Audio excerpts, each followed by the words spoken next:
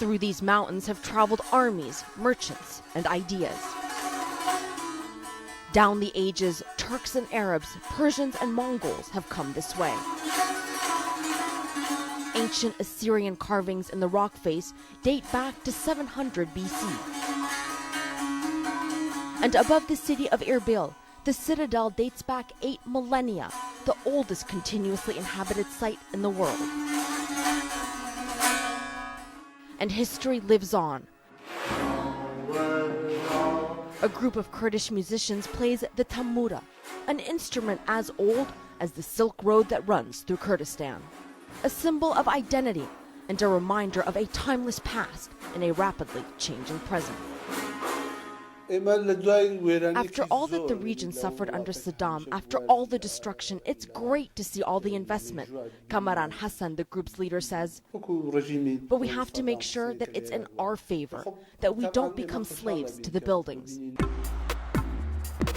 These buildings are altering Erbil's skyline daily. 5-star hotels, luxury housing complexes, towers reaching for the mountain sky. Liberated from Saddam Hussein's persecution, Iraq's Kurds are in the midst of an economic boom. And here's why. Oil rigs dot the hills. Foreign companies are coming to Kurdistan, enticed by the black gold beneath this land. From those who started small and made it big like Gulf Keystone to majors like ExxonMobil. But the deals being cut by the Kurdistan regional government are not going down well in Baghdad. Iraq's central government says it alone has authority to signing lucrative oil and gas deals. The Kurds' response? Not anymore. Development of oil resources in Kurdistan is a contribution to the Iraqi economy, but there is also one other factor. Our recent history is very instructive. There is no way we would be dissuaded from our constitutional right to developing our resources and allow ourselves ever again become hostages to the whims of some bureaucrats in Baghdad. We've been there before. Oil was used to strangle our people, to commit genocide.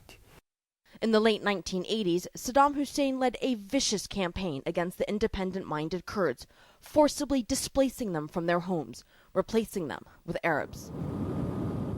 Entire villages were razed to the ground. Others, like Halabja, gassed with deadly chemical agents.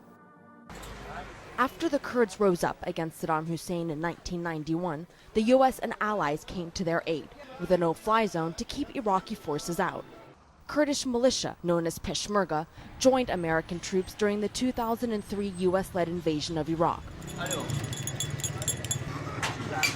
Now, the Kurds boast that their region is the other Iraq. Safe, peaceful, stable. Welcome, welcome. I believe Kurdistan is now an important hub of economic activity, is an important market in its own right, but it is also more important when you think of it as a gateway to the larger Iraqi market. This is our vision. We want Kurdistan to be the indispensable link of trade and commerce, economic cooperation among our neighbors. Part of that vision, the American University of Iraq in Sulaymaniyah.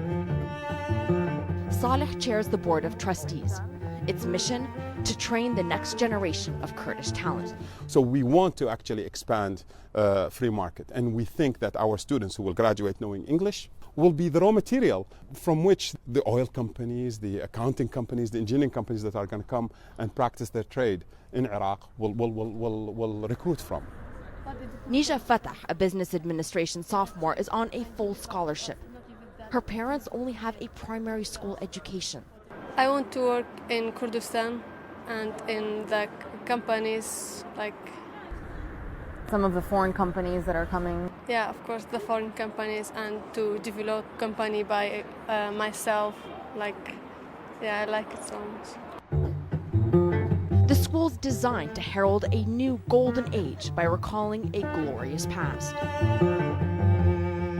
The basic idea behind the architecture is that Iraq is the bedrock of Western civilization. It's where Abraham was born, it's where writing was invented. And so out of the bedrock of Western civilization rises the solid sandstone on which our culture is built.